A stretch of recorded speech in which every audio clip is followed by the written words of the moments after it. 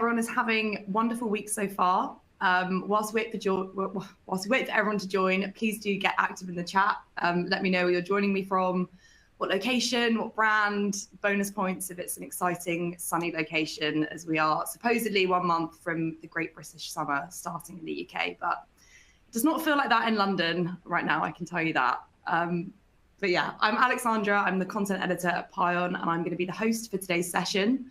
Absolutely thrilled to have everyone here virtually today, where we're going to be diving deep into the world of back to school and back to college marketing. So we've got an amazing session planned for you today. We're going to be covering everything from influence marketing, social media, entertainment, IRL activations, success stories, and so much more.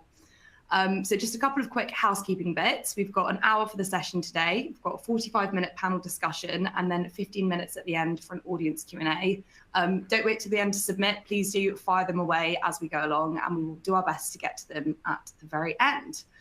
I'm joined by an absolutely all-star panel today. So we've got Jeremy Jankowski, who is the head of publishing at Pinterest, Jordan Bohan, social media manager at Nickelodeon, and Justin Neusner, our very own Gen Z panelist and CEO of T-Day Sports. So it's going to be a great session today, full of energy and insights. I'm very excited to kick us off. So yeah, without further ado, I'll invite my panelists to come up and join me on the virtual stage. Hello. How's it going? Good to see you. Hey guys. Amazing. So just to kick us off, would love to just go around one by one and for everyone to just share a little bit about themselves, their current role and what they're up to at the moment. And I will kick us off with Jeremy, because you're first on my screen. Awesome. I'm Jeremy. I run North American media, co's and publishing partnerships at Pinterest. I've been in the industry for 17 years. I was in ad sales for 10 years. I bought media for 5 years. So I have a wealth of knowledge in the marketing social platform space. Thank you so much. Thrilled to have you. Justin, I'll hand over to you. Oh, what's going on, everyone? I'm Justin. I am a current Penn State University senior. I also make social media content. I've been doing it for 11 years, and through that, I built this business called Today Sports, where we are known as Gen Z's ESPN. We make sports content for YouTube, TikTok, and Instagram, and I am super excited to be here today. Amazing. I apologize. I said T-Day Sports, but Today Sports. I won't make that mistake again. No worries. Everyone, it's either or. Amazing. And Jordan, finally. Yeah, I currently work at Nickelodeon as a social media coordinator on all kinds of different projects spanning Nick Jr. properties like your Paw Patrol, Peppa Pig, Dora, to live events like the Super Bowl simulcast we did this year, and Kids' Choice Awards, Thanksgiving Day Parade, doing all kinds of social content creation across all of our channels.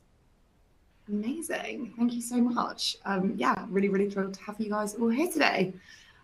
So let's get straight into it. Justin, my first question is for you. So back to college, it might feel like it is far away at this point. We still haven't had a summer break yet, but for marketers, we do not rest. So I would love to hear from you and for you to tell us a little bit about some current marketing strategies that you and your friends find really engaging as we approach the back to college season. Yes, I am a big proponent of in-person touch and feel sampling events. So what that means is if you have a physical product or a drink or a snack or even clothing, bringing it on campus or bringing it in popular areas, whether that's outside of sports games or outside of the library on campus or on the downtown street of a popular city or a college campus, having a table, having signage, maybe music, giving out stuff, but most importantly, giving away product for free, sampling your drinks, giving away some hats, shirts, and just educating customers about the brand. And then even figuring out some creative way to have them post UGC about it, make it either a really cool event in itself so that they want to just document it, be like, look where I was, or having some sort of challenge or incentive for them to document what they got, what they experienced. Now they feel a part of the brand. They're already an evangelist and it took them 5 minutes. I'm a huge believer of in-person sampling stuff.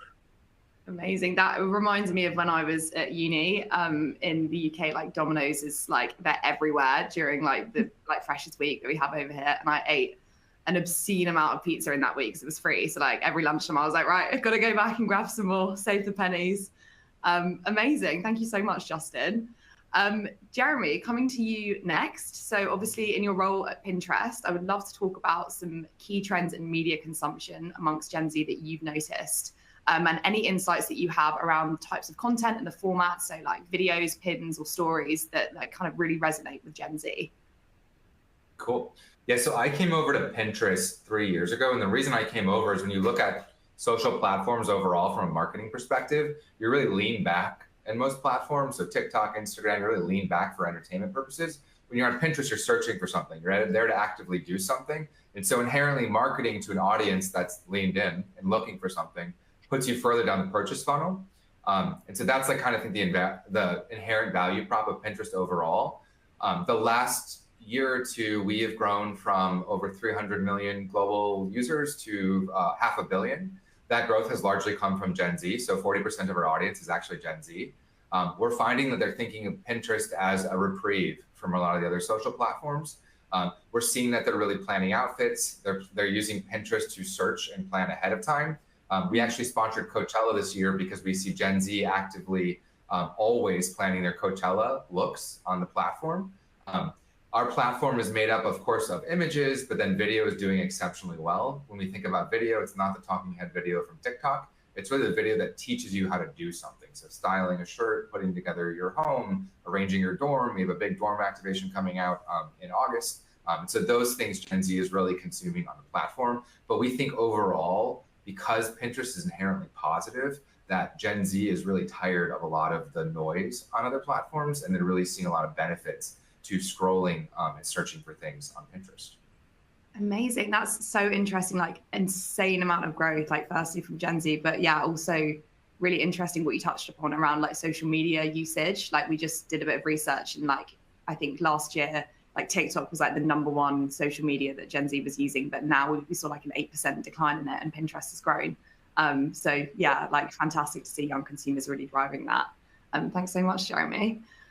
Jordan, going to come to you next. Would love to learn a little bit more about your role in social media for Nickelodeon, and how does Nickelodeon kind of create content for young consumers? I know that when we caught up previously, we were talking a lot kind of about Gen Z, but then also about Gen Alpha, which is like the younger generation. So like keen to learn a bit more about that. Yeah, definitely. I mean, Nickelodeon's been around for so long, and so many people kind of grew up watching those shows. So we have a pretty broad audience depending on, our different platforms and channels and pages. So a lot of the work I do is on our Nickelodeon family pages, where we are talking predominantly towards parents of young kids, so the pre-K children, and what we can do to kind of get them to turn on the TV to watch our shows, and kind of having that parent relatability, but also twofold. We have, the Nickelodeon pages that kind of have a heavy focus on the nostalgia content, the shows that you can go and watch on streaming now that, you grew up with, and that remind you of maybe your childhood or simpler times. So kind of tapping into the relatability, but also like the stress and the anxiety that can come with going back to school. It's a big shift and a big change, but I think Nickelodeon tries to focus on the silly, the fun, the happy. How can you spin this time into something that's exciting and relatable? And that's a lot of what we do in our strategy on social. Amazing. I mean, I was so excited when I heard that you were coming on the panel, because like I grew up with Nickelodeon. I'm a SpongeBob SquarePants kid, and like, yeah, everything that you're saying around like nostalgia. I know that we were talking before about how you're saying certain things are getting reboots and stuff as well. Like that's really, really interesting, because I feel like with nostalgic marketing, it comes at a time when like a lot of people like want to feel comfort, and like whenever we think about like things that are kind of comforting, it always reverts to something back in the past, I guess. So like interesting to see how that's translating into all of these new kind of reboots. Thank you, Jordan. Justin, I'm going to come back to you to talk about incentives. So as we know, being a student, sometimes money can be tight. Definitely was in my time. I'd love to know about the kinds of discounts or incentives that you find the most appealing and effective during the back to college period. Wow, great question. Yeah, absolutely. Money's tight for most students, but there is also a subset of students, I know at least at Penn State, where they might have a bigger budget than most because it's not their credit card. It might be a mom or dad's. So that's definitely something I'd say to don't forget about. There is that group with a lot of disposable income, but obviously discounts are very appealing. I think I don't know. There's a variety. Some that come to mind is I remember working with this company called Yerbe. They're a plant-based energy drink, and they did this 2 for $4 deal, which was just a lot cheaper than all the other competitors like Celsius and Red Bull and Monster. And I think that converted pretty well. I also think the idea of like, what are those things called? I think it's a loyalty system. I know for me at least, like Chipotle and Roots is another big food company restaurant here. Having those loyalty programs are like but making them easy. They're always like really hard. They're always like, you have to come 12 times to get a free bowl. Like, no. Make it really easy. Even if it's like come twice and you get a free drink, like make it like, oh yeah, that was fun. And you get that little dopamine hit. Like, yeah, I won that. I think those are the best. And I see a lot of brands go like, yeah, you got to do all these things to get something little. And we kind of scoff at that. We're like, really? Come on, guys, for real. So yeah, that's my 2 cents. Yeah, I hate it when you have to jump through like 100 loopholes for something, or like when companies offer, the physical cards. I always lose them, and then it's so annoying because then I end up going back and I'm like, I have the stamps, like I want my free thing, but it's gone. But yeah, I feel like digital incentives are definitely probably a good way forward for that, to solve that problem. Thanks, Justin. Cool. So going to come back to you, Jeremy. I would love to learn a little bit more about like a particular campaign that you're proud of in your role at Pinterest that like really generated a lot of love, a lot of engagement from Gen Z and young consumers.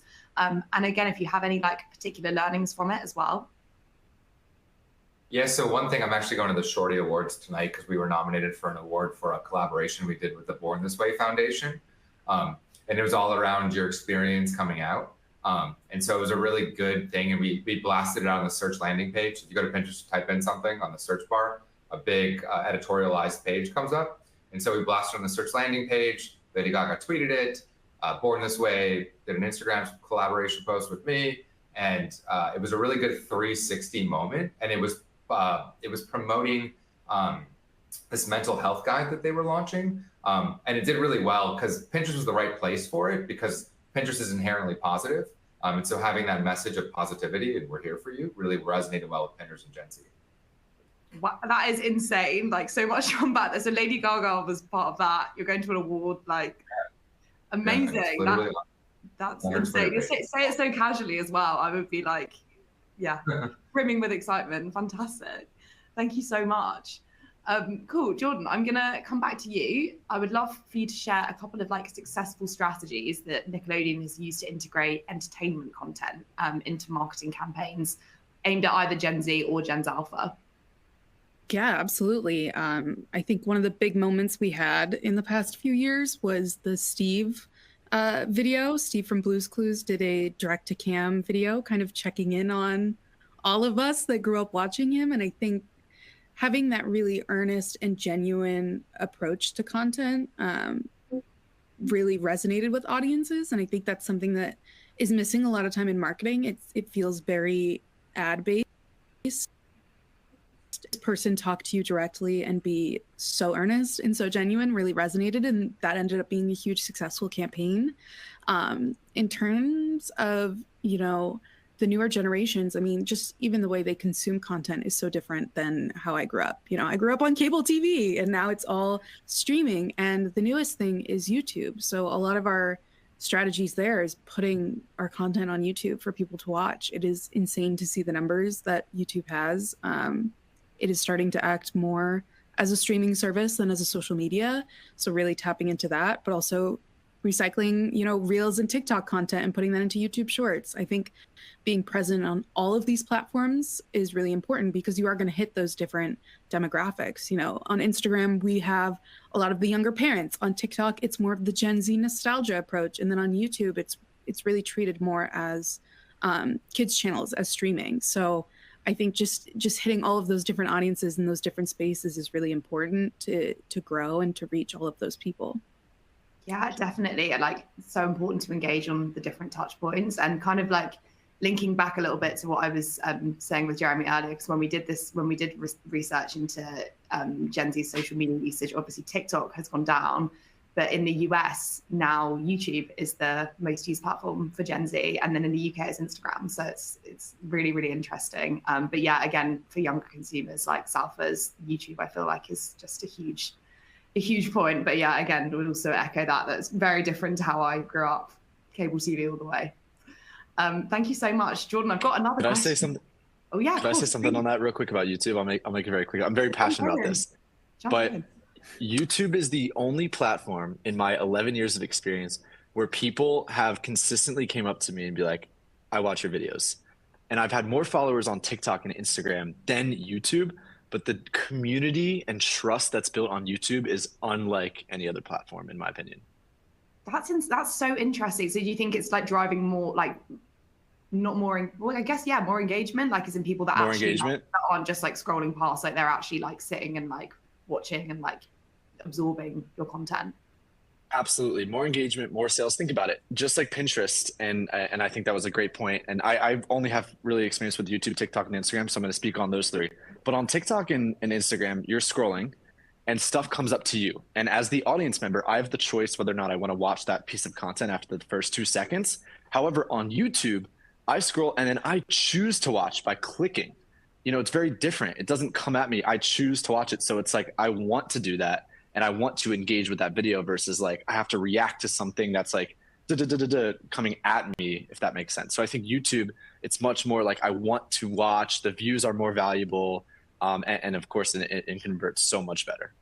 Yeah, that's so interesting as like YouTube as a community driver as well. Absolute wisdom bombs from you there, Justin. I love it. Thank you. Right, I'm coming back to you, Jordan. So back to back. In your role, so you currently work on the Nickelodeon Junior channel. I would love to learn about some of the key differences that you've noticed between Gen Z and Gen Alpha. I think this kind of touches on what we just said around where they're spending their screen time. What kind of differences do marketers now need to be aware of when trying to reach both generations? And I guess this kind of touches on like advertising and paid ads, etc.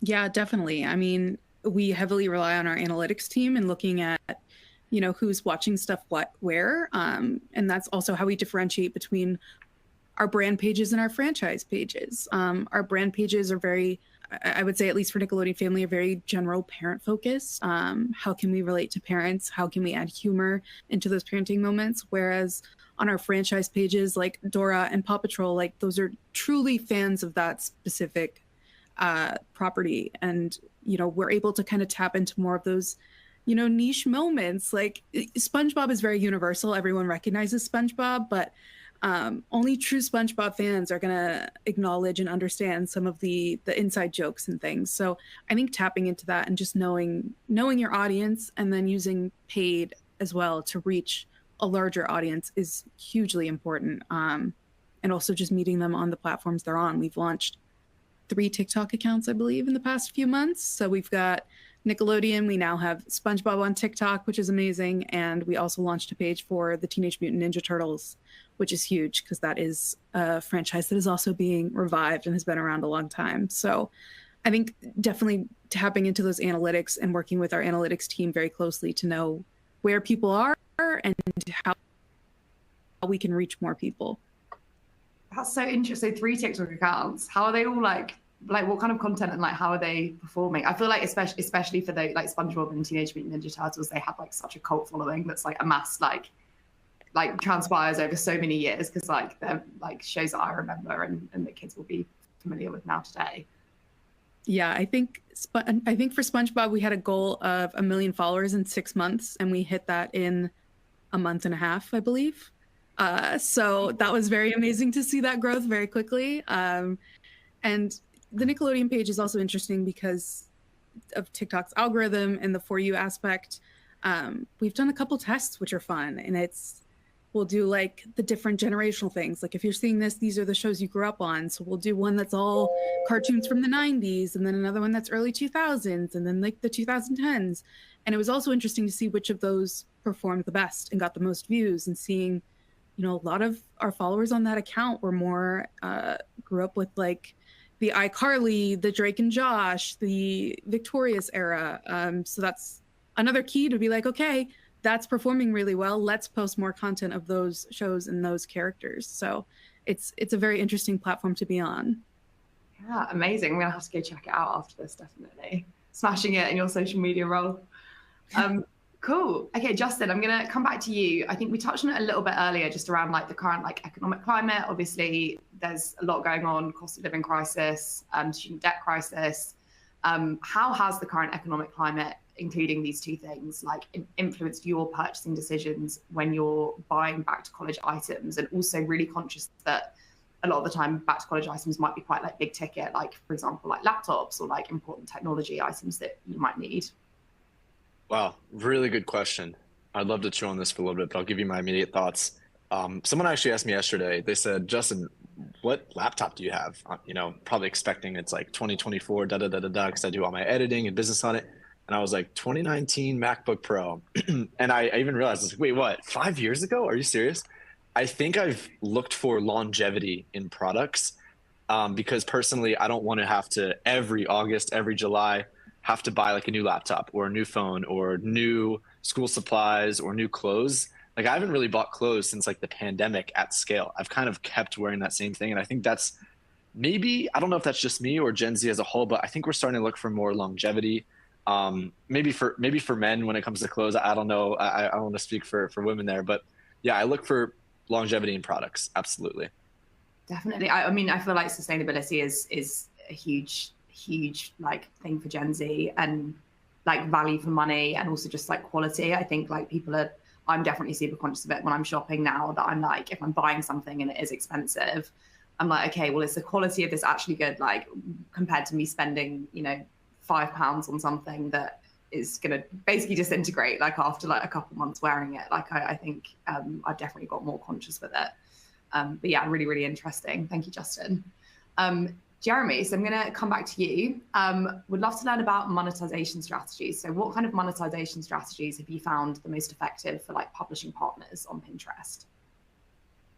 Yeah, so when I came to Pinterest, I worked at Refinery29 for 7 years, and then I was at a home brand called Domino for 2 years before I came to Pinterest. And my sales team at Domino, I had them wrap up our reach on Pinterest, as well as us creating content on Pinterest and sell that. And I made over $1 million selling that before I came to Pinterest. And I was like, this is really interesting because I'm doing this on my own. And so at Pinterest, we've crafted a lot of programs where we want publishers to sell our inventory to their brands and distribute branded content. And so when I say branded content, that's Refinery29 and Clorox making a video that shows you how to acid wash jeans and distributing that content on Pinterest because people are there to learn. So that content makes sense. And so a lot of the programs that we do, and we work with media companies too, and Jordan, I'm going to introduce you to a guy on my team because we'd love to have Nickelodeon platform. A lot of stuff that we do is getting our partners to understand what makes sense and how to use Pinterest from a monetization perspective.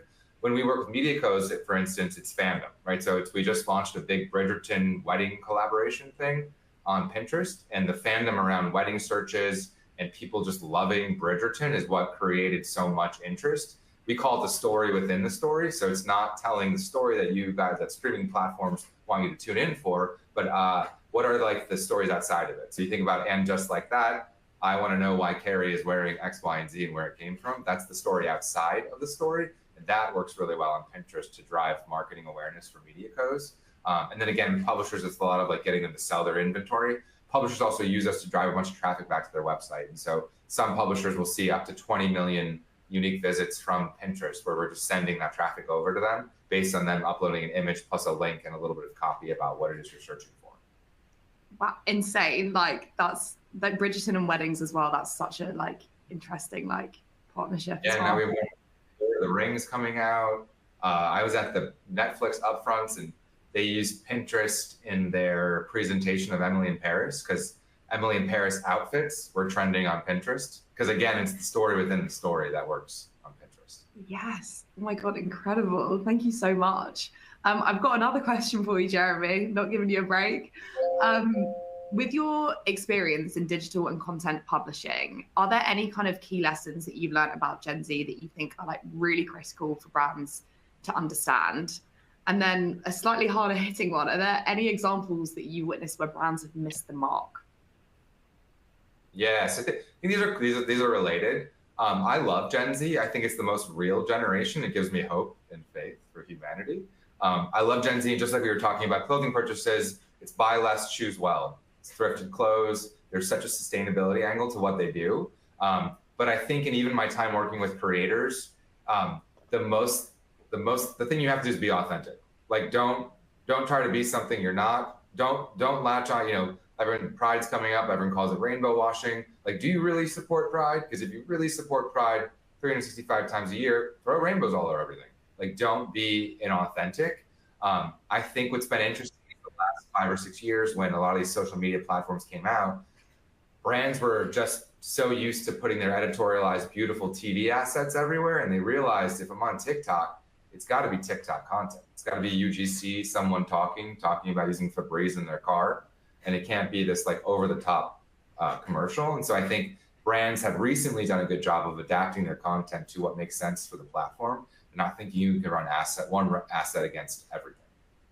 Yeah, definitely. I mean, I feel like it's just like gone are the days where you would see everything kind of like preened to perfection online. Like I feel, especially with TikTok, like the creators and accounts that like see this huge amount of growth of people that just speak authentically, and they're just like a bit silly. Like it's not scripted, it's not kind of like overly polished. Like that's the kind of content that young people are receptive to, because I think it feels real. And I think there's so much like doom and gloom sometimes in the world that you don't want to go onto your phone and just see like influencers on yachts. Like you want to laugh and be entertained. Justin, it looks like you're sort of nodding. Do you have anything you wanted to add to this? No, I couldn't agree more. Literally, so we have like a group chat with our team. It's mainly Gen Z, a lot of Penn State students. And whenever we see another creator do a brand deal and it's like the most inauthentic, cringe thing, even if like the majority of viewers that are watching this probably believe it, like we see right through it, we just like make fun of it. And we're like, what even is this? It's like, what are they doing? We very much, when we do our brand deals, we try to be so intentional with only working with brands we actually believe in, that we authentically feel. And I think that's because of Gen Z, we can see right through it. So if they don't actually believe in the brand, guaranteed it's not going to convert.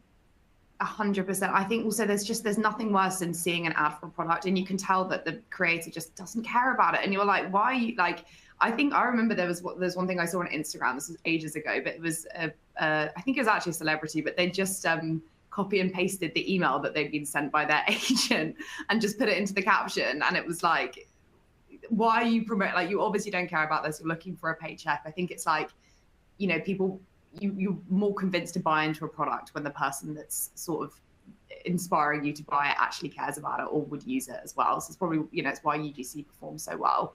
But yeah, thank you so much both. I've got a question for everyone now, but I'll start with Jordan first. So there's always a lot of talk online and just common discourse around Gen Z being like digital natives and spending a lot of time on their smartphones. But I think especially like post-pandemic, we're seeing a lot more of a craving for these kind of in-person experiences. So my question is, do you think it's always online versus offline when it comes to marketing, or is it really like a mix of the two to capture the college marketing sort of crowd? And I'll come to you first, Jordan. I mean, I think it's a mix of both. I think, part of Gen Z culture is just documenting things. Like I go on trips and I go and enjoy myself and have a great time, but I'm still taking photos and videos and making TikToks because I want to remember these things. And I think we have that opportunity that past generations haven't had. And I think, in-person experiences are a great way to get people more involved in your brand.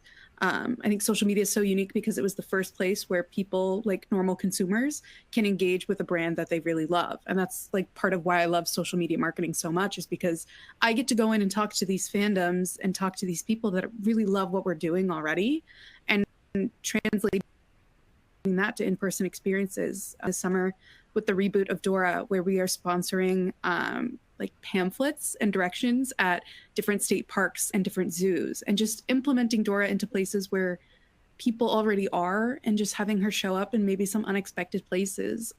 People, and especially like families, like they love going to state parks, and encouraging people to get outside and experiencing those things with, at the same time, adding in, a character that is beloved by not only kids, but adults now as well, and is so ingrained in pop culture. So I think there is a big intersection in both in-person events and online. I think there's a big translation there of bringing those things together. Yeah, definitely some great examples there. It's reminding me of our event in New York. We had the social impact manager at Hinge, and he was speaking about I think it was something around like creating these like real life, like IRL spaces for young people to connect. It's like so important for brands and such like an incredible way to like drive brand awareness and also just to facilitate that like peer-to-peer engagement, because I think there's definitely like a loneliness epidemic for young people, and they want to connect in person. But yeah, thank you so much, Jordan. Jeremy, I'll come to you with the same question.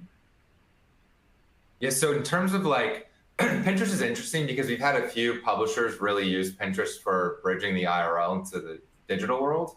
And so Real Simple actually just launched a magazine on Friday of last week, and it's their best and brightest e-commerce issue. So every section of the magazine was shoppable. And they used QR codes for each section that linked back to a board on Pinterest.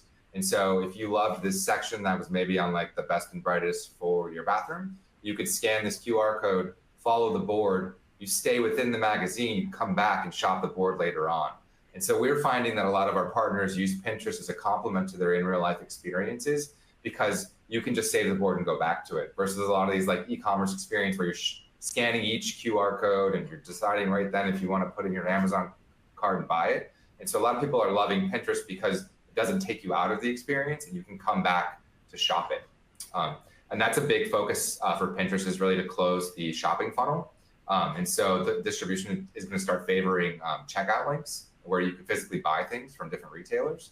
And so that's how we've seen a lot of people use IRL to digital marketing. Pinterest. When you say checkout links, what do you mean by that? So if I'm searching for a lamp on Pinterest, I can find the most perfect lamp, but I have trouble finding where to buy it. And so now we're going to be surfacing, if this amazing lamp is on Pinterest, we might show one that comes from CB2 that has a link to buy it on CB2 to close the funnel of purchase. That's so interesting.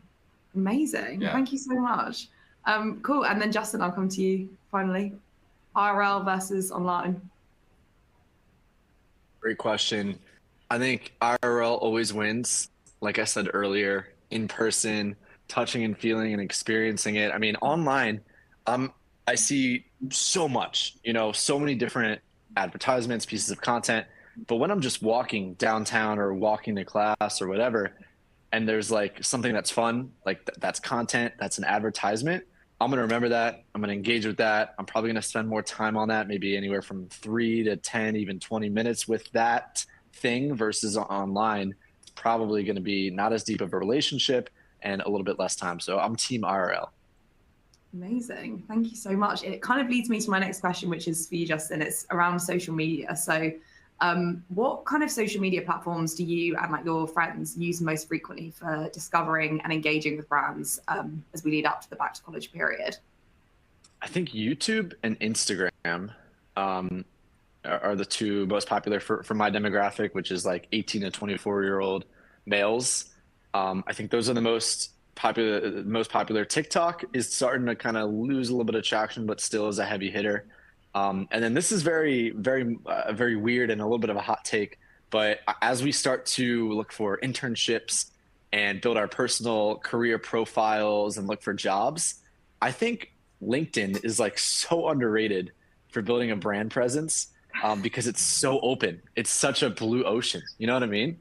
And like, even when I'm looking for jobs or internships or whatever, looking to hire people, when I see brands, I'm not like, it doesn't feel like I'm being like advertised to, and it feels like much more of a niche, deeper relationship. It's so interesting.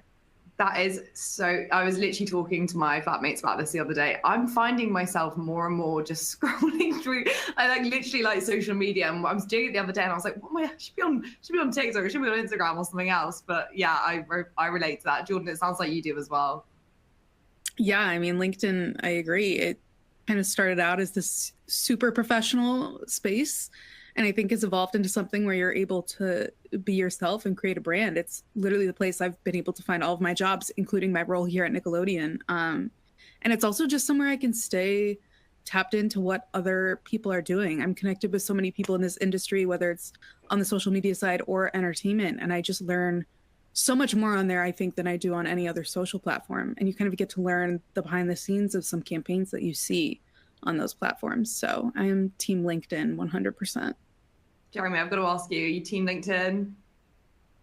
I am. And I think LinkedIn is super important, especially as you get further in your career, that you can use it as a PR tool to really announce things that you're doing. And so the executive team at Pinterest, we're always tasked with trying to put out updates from Pinterest. Or like last week, I helped ring the New York Stock Exchange bell because it was our 5-year of our IPO. And so putting out those moments really engages everyone, and they get exposed to what you're doing. They expose to things about your job. I get a lot of inbound requests for things related to my job through LinkedIn.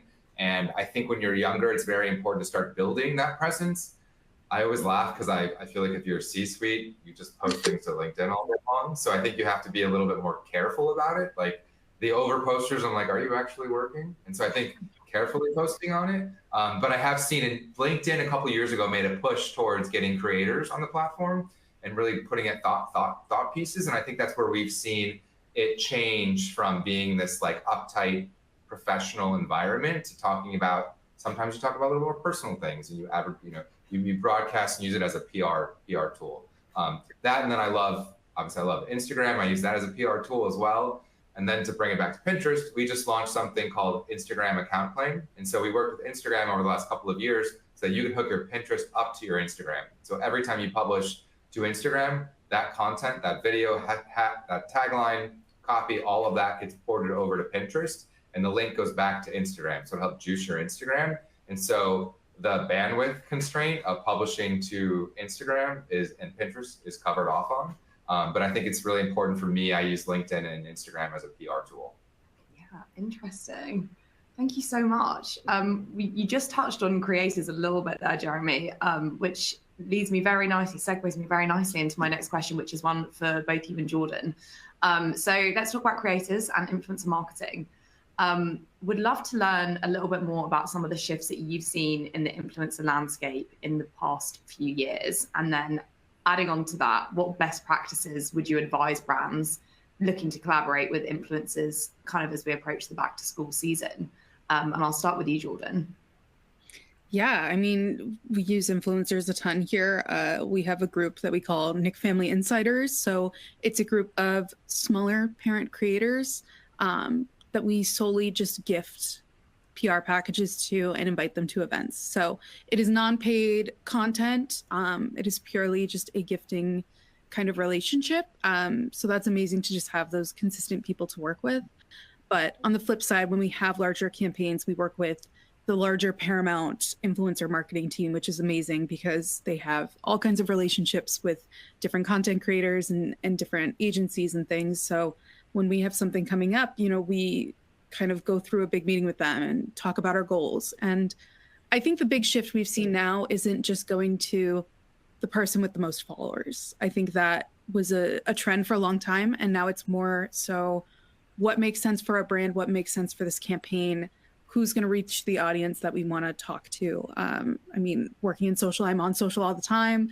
If we're working on a Dora campaign, like people do Dora cosplay and go to conventions and things. So maybe we tap someone like that, or the people that, kind of imitate or maybe mock some of the older Nickelodeon shows. Like they're already creating content around our brand. So I think that's a nice natural way to then connect with them and maybe work on a sponsored post together. So I think it has shifted from maybe like the most followers, the most engagement to something that more so aligns with the brand and the creators. So it feels like a more natural fit.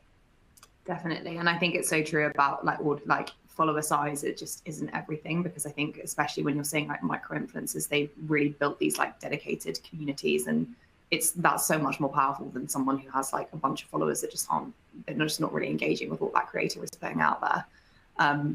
Cool. Thank you so much, Jordan. Jeremy, come to you with the same question. Yes, so I think that's actually a good point. And Instagram has a feature now that you can go in and rid your spam followers. And I have a lot of creator friends, because when I started at Pinterest, we were working with creators a lot. And the biggest trend I would say, if you are a creator, it's the creator with a day job that I think is going to make it over the next couple of years. The years of the full-time creator, I think that's going to the wayside. And I think it also plays into the amount of fraud. I saw a statistic a couple of years ago, there's over $1 billion of fraud in influencer marketing, bot followers, spam followers. I think if you're a brand and you want to partner with someone and there's a platform that allows you to rid the spam followers, I would ask for a screenshot of that to show that you've rid your spam followers, just to eliminate that layer of fraud. But But I think overall, it's going to be the year of the I have a day job and I do this for fun on the side. Jordan, I also love what you said about sending packages, because I think that's where it's at, right? If I authentically love your brand, I'm going to share it to social media. I also think this day and age, if you're a brand and you're not interacting with the people who tag you, that's a huge miss. I know personally, if I promote a brand, and I don't mean to be rude, but if you don't repost me, I'm a little annoyed. And so I think you have to repost, or your social media manager is in there hitting that like and appreciating that that person gave you love to their audience. I think that's super important. I've seen a lot of creators and brands build a following by doing that. Insane insights. Thank you so much, Jeremy. Amazing. I will come to you, Justin, just to touch upon what we just basically discussed. So for you, what do you think makes an influencer partnership authentic? And I know that we spoke a little bit earlier around how, you know, when you're scrolling on your phone, you're seeing so much content, like you're being almost inundated with different content streams and people trying to influence you to buy things. What kind of content cuts through the noise for you?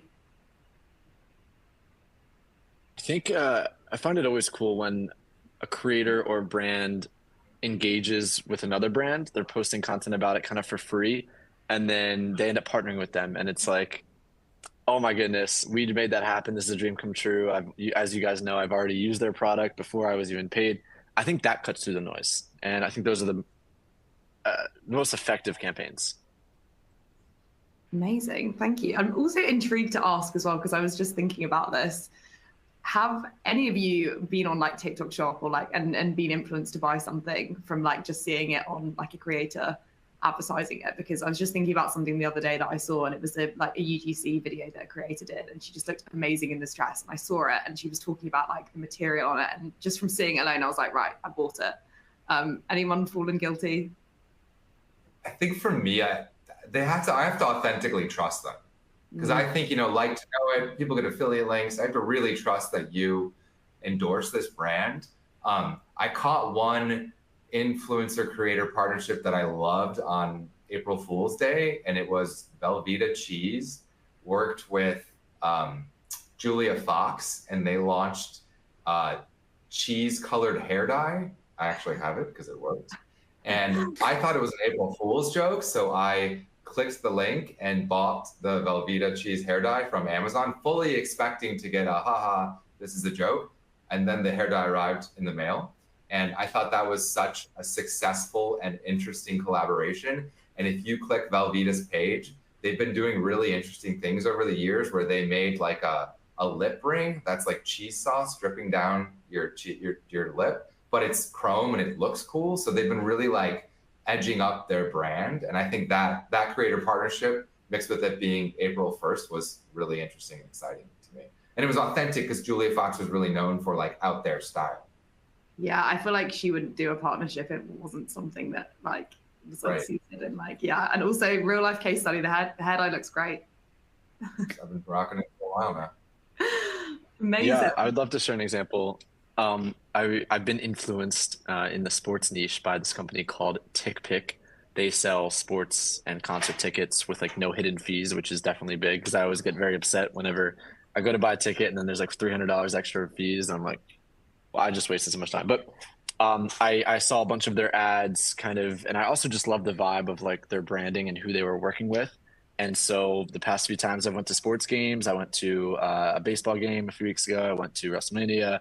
I went to some college basketball games. I used their platform. Amazing. And Jordan, any influence? Yeah, I mean, I feel like it's maybe a little bit more saturated, I'd say, in terms of like the beauty community. I feel like has maybe gone a little too far. But last week I went to France and everyone says like you have to go to the French pharmacies and buy like French skincare. Like it's so much cheaper. It works so much better. And I was like, well, I know nothing about any of these brands. So for me, I went to TikTok and used TikTok as more of a search algorithm and kind of did a case study of like, okay, well, if 20 creators are saying I should get this product, then I'm going to add that to my list. So I think there's also that way of kind of checking to be like, okay, if one person says this is great, maybe it is, but it also might just be a big paycheck. So I think cross-referencing to see like what other people are saying about a product before purchasing is very important. Definitely. I think also, yeah, just seeing like what's like gathering momentum, and then also just on TikTok, like I definitely now, I think it actually has in the travel sector, TikTok has overtaken Google, because people are just going onto TikTok to like search for travel destinations. But like now when I'm searching for anything, I'm just like, even like if I'm like going out somewhere or like restaurants, I'm like, I'd way rather just go on TikTok because I can see it visualize, see what the food looks like. Like I feel like it is kind of becoming the future, definitely. Yeah, but see, Jordan, I love that you needed multiple TikTokers' opinions, because I have a girlfriend who sends me TikToks of where we should go eat dinner. And I'm always like, this person doesn't live in New York and they think that Applebee's in Times Square is cool. Like, I'm not listening to them. And so I do think that plays into the authenticity of needing multiple people to endorse this before I'm going to do it. Doing your research. I second that. I second that. Amazing. Cool. Thank you so much, guys. So going to go to another question just for all of you, just a general question around emerging trends. So what emerging trends do you see shaping the future of back to college marketing for Gen Z? Justin, I'll start with you. Oof, emerging trends. I mean, I think this is a little bit last year, but I think a lot of stuff with Greek life is very effective. I know Penn State, that's huge. Both sororities and fraternities, don't overlook the fraternities, but there's a lot of movement because they're kind of like the cool kids on campus. And when they wear clothes of a certain brand, when they drink a certain drink, it trickles down a little bit, as weird as that is to think about.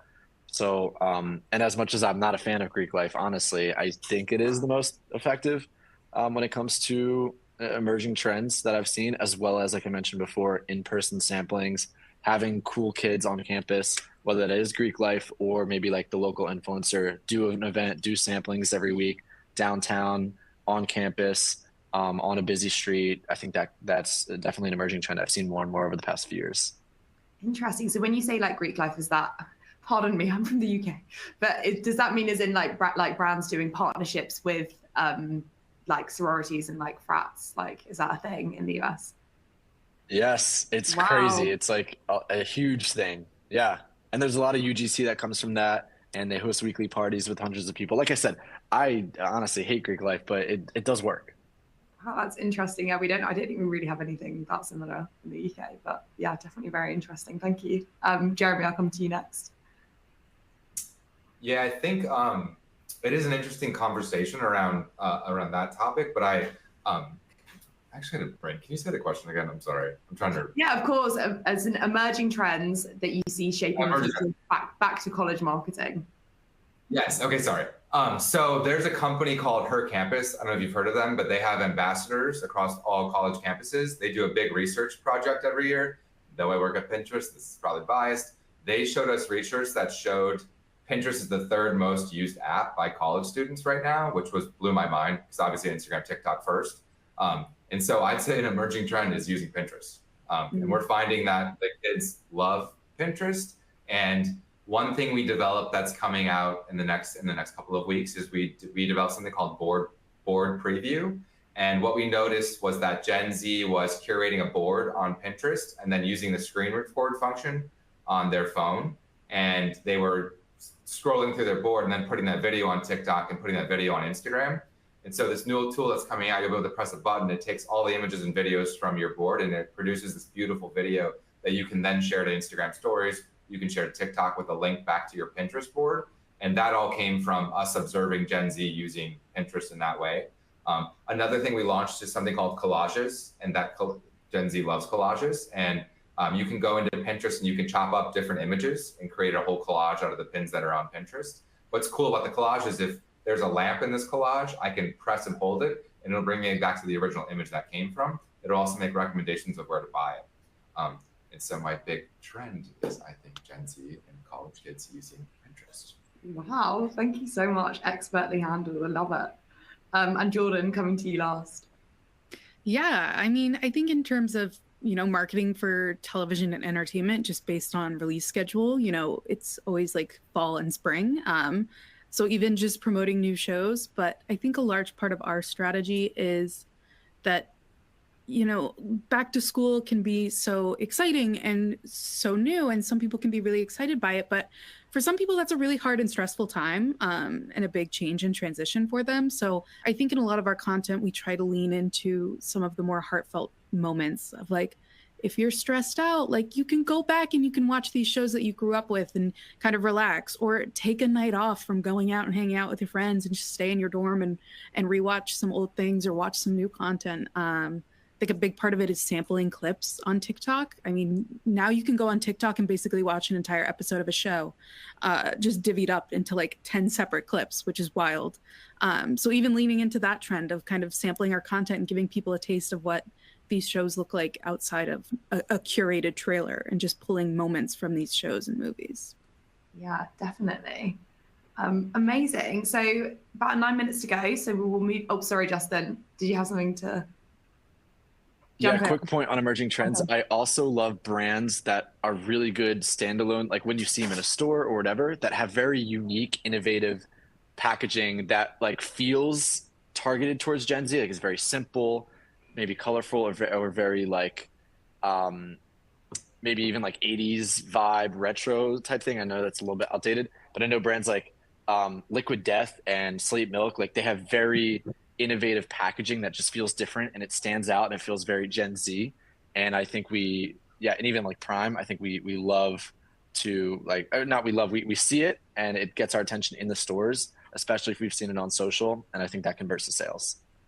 Definitely. Yeah. Liquid Death, I feel like they're doing like amazing stuff with their marketing at the moment. They put water in a can and market it. It's like one of the most brilliant things I've ever seen. And because of the marketing and the packaging, the sampling, they've been killing it. I think that's like, it's water. In a can. It's brilliant. Yeah, they're or even like chocolate milk in a can. You know, like who would have thought about chocolate milk in like a metal, like 12-ounce can? You know what I mean? Killing it. A lot of Liquid Death fans there. Amazing, cool. So going to go into Q&A. So Justin, this is for you. What is your opinion on email marketing as a channel outside of social? Love or hate? I actually do love it, but I think SMS marketing is better. Interesting. So when this was like something that we researched, and I was really surprised by this, but Gen Z, like I think when we were looking into like the ways that young consumers like to be reached, email came out on top. But I mean, I'm really bad. I have an email address and I've used it for so long that I just get so many emails, like so much junk coming in that I just feel like I'm never really monitoring it. But I think that's probably down to my own disorganization. I think probably if I was more organized, then I would be able to maybe cut through the noise a little bit. Cool, thank you. I don't know who this one is addressed to, but I'll give it to everyone. So you mentioned inauthentic creator deals. How can brands find the right creator for their campaign so they can ensure it's authentic? Would anyone like to take this one? Yeah, I think similar to what Jeremy said earlier, like when a person or a brand or whoever already posts that brand and tags them, when you see people tag you and on your Instagram DMs or whatever, like first, absolutely engage with that. I couldn't agree more. But two, right there, that's your list. And you just save so much time for having to even look for people to work with. You know what I mean? That's smart. It's your sourcing list. Yep. Amazing. Yeah, we just did something at Nickelodeon. A video kind of went viral of this mom who couldn't afford to go and buy her child brand new toys in store. And so we saw her buying toys off of Facebook Marketplace secondhand, and they were all like Dora toys. And so we saw that, and it's such like, a heartwarming moment. And we were like, let's just reach out to her and send her some free toys and free product. It's such an easy way to reach, again, like you said, people who are already talking about your brand, and then in a way that is so authentic to your audience. Oh, that's so heartwarming. That's lovely. Amazing. So next question I have is for everyone. I think we were kind of touching on this a little bit earlier when we were all saying that we are big LinkedIn fans. What channel do you think most successfully engages Gen Z in career advice / guidance or opportunities? I mean, I'm going to go with LinkedIn, of course, but I'm always impressed when someone, like my inbox on LinkedIn is a nightmare. So because I publicly speak on behalf of Pinterest a lot, so that's a nightmare. But when someone DMs me on Instagram, I check that shadowy box every once in a while, and someone really puts effort into trying to get a hold of me, I'll do anything you need. I'll set up 30-minute mentorship chat, guidance, whatever. I also love when people from my college reach out to me. I think it's really, really useful and exciting. And so as long as you're reaching out with purpose and you're authentic, like when I got my job at Pinterest, I was in publishing and I was pivoting to tech. And I made a list of the 15 people that I wanted to network with for career advice. And I hit them up just as a mentorship chat. Not, can I have a job at your company? Just like, how do you think I should do this? And I respect your career and I've been following your career. And that level of authenticity gave me so much insights and helped me get my job at Pinterest. Amazing. It's showing so much, like, as well, like, testament to like your character, like where you are today as well, just from having that like proactive approach to it as well, Jeremy. Amazing. Justin, Jordan. Agree. LinkedIn is the best. I know I talked about that earlier. And Instagram DMs are more clean. I agree. Whenever I really want to get a hold of someone, I'll DM them on a platform and then copy paste that message and do it like everywhere else I see them. And hopefully they like appreciate and respect the hustle and they don't think it's annoying. If it does happen to be annoying, maybe I'll stop doing that one day. But for now, it's kind of worked. But yeah, I think LinkedIn is the best for educational, but even YouTube. Whenever we post content on YouTube that's more educational, it always does better. And we work with a lot of clients of like people that are building their personal brand, and they find the most success when they're educator creators on YouTube. And I think people are really going there to learn.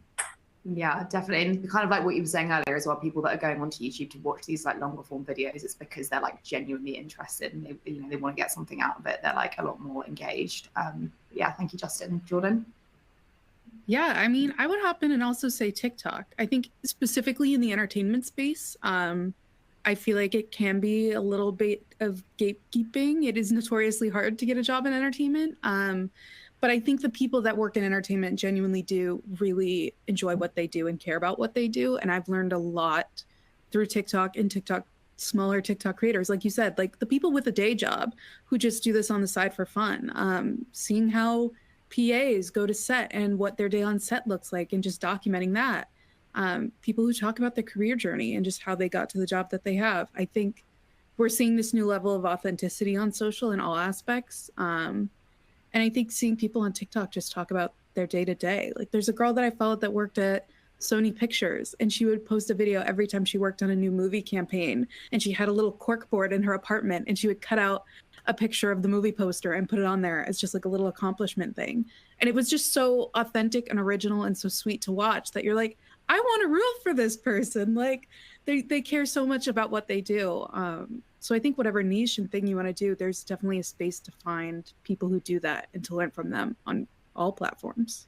Definitely. Yeah. I mean, that's actually just reminded me, because I feel like there's so much like that I see of like certain people who, like, for example, like a day in the life of like a social media manager at like XYZ, and like, and they're just like talking through their day. Then the comment section is always filled with people being like, you know, how did you get into this industry? And then they'll then stitch the comment and do a video on it. And that's like, firstly, it's a really great way to build a platform because you're obviously interacting with people. But secondly, it's like just educational and like visual, like, you know, you can actually see what the day-to-day life would look like. So yeah, like didn't think of that when that question came in, but that's a really, really good point, Jordan. Amazing. I think we are at 1 minute, so I want to close with this final question, which is, who are your favorite brands to shop with? And I'll go to Jeremy first for a quick fire. Brands, I mean, I shop like almost exclusively on Essence because they have a lot of sales. And then I love fashion, if you can't tell. And so I've gotten into like, actually the first Vivienne Westwood store, World's End in London, through Instagram. I DM them because they get stuff that no other Vivienne Westwood gets. And I DM them or I use WhatsApp to shop from them. And so those are probably my two top. And then I thrift everything else. And I follow the thrift stores near my house because they'll post a lot of their items on stories. Amazing. Yeah, enviable wardrobe behind you, Jeremy, I see. And Jordan? Yeah, I mean, I would say I'm a big thrifter as well. I have like a giant bookshelf behind me, as you can see, that's blurred. But I'd say about 90% of the books on here are thrifted. I got into like Book Talk and the Book Talk influencers, but then, so I'll kind of keep a curated list of things I'm looking for, and then I go thrifting and find them. So I think I'm easily influenced in that way, but I try to be a little bit more cost effective and environmentally friendly, especially when it comes to books. I feel like it was a dying thing that has now come back. I feel like book sales kind of lowered. People went to Kindles, and now we're back into the physical book realm. I love having a little trophy shelf of everything that I've read. It looks beautiful behind you, from even in the blurb. And Justin, favorite brand to shop with? Favorite brand to shop with? I really enjoy Sprouts Market. I think like just the trust of everything they have there is they're like plant-based or grass-fed. It's just going to be a lot better products. So I'm a big fan of that store. Amazing. Cool. Well, that takes us to time. Thank you so much for an incredible session. And I hope everyone has a lovely rest of their week and a lovely weekend. Bank holiday over here in the UK, so a long weekend for us. Thank you, everyone. Take care. Happy holiday.